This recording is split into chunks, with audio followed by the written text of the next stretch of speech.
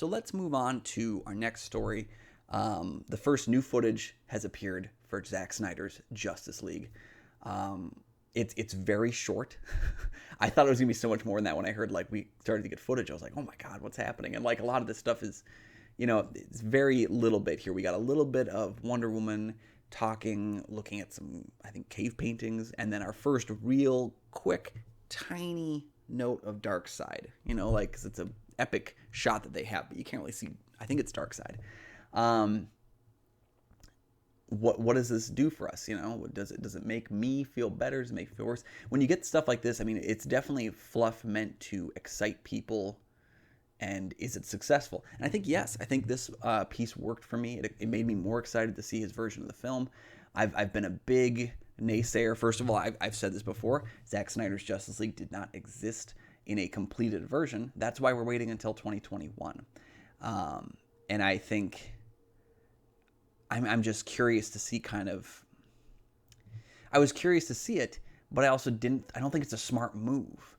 And we can cover that here, but like, I want them to clarify what this is. Like, what is Zack Snyder's Justice League? Like, in the grand scheme of things, we've talked about it before. Is it canon? Like, are things?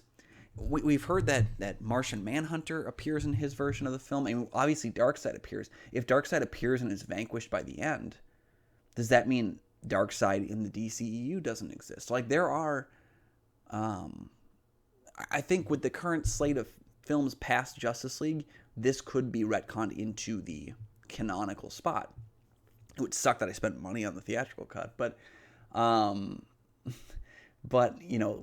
that came out, there's one little hint of what happened. I think they mentioned Steppenwolf, but like, you can move past it. Shazam has very little connection with any of it.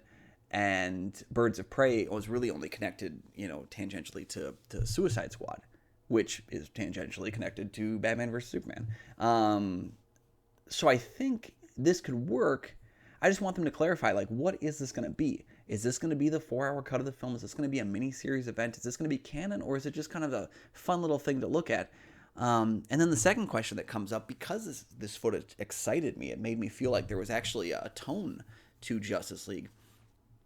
Will this end up just being a reminder of what we could have had? Will it be a reminder of WB's failure as a creative? That's a lot of question to ask. Like, what is the end game of this? What are they planning to do with it? And what is actually going to be accomplished with this film when this version appears in 2021? It's a lot, and I can't honestly tell you that it makes me curious. But I really think that DC has kind of figured out its footing, and they were kind of recovering a bit. I don't know where this is going to go. So I want to know what you guys think. Do you think this is going to be canon, or is this going to be kind of just a one-off, like, neat little experiment that shows us where we could have been? And do you think watching this film version, Zack Snyder's director's cut, will it make you hopeful for DC's future, or will it just remind you what we could have had? And the last thing, do you think it's going to be any good? Because that's also a question we got to ask. Let me know in the comment section down below. I'm really curious your thoughts on that.